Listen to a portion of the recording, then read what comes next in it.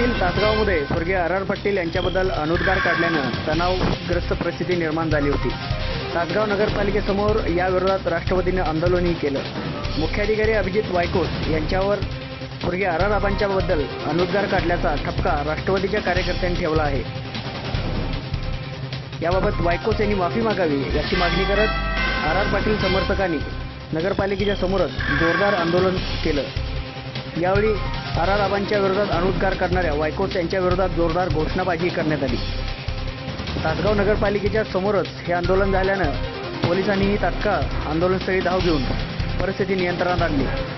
यावेळी मुख्याधिकारी अभिजित वायकोस यांनी आंदोलकांची भेट घेऊन आराराबांच्या बाबत अनुद्गार निघाले असतील तर त्याबद्दल दिलगिरी व्यक्त करत असल्याचं आंदोलकांना सांगितल्यानंतर हे आंदोलन मागे घेण्यात आलं। मात्र या आंदोलनामुळे पोलीस दलाची चांगलीच पळापळ झाली।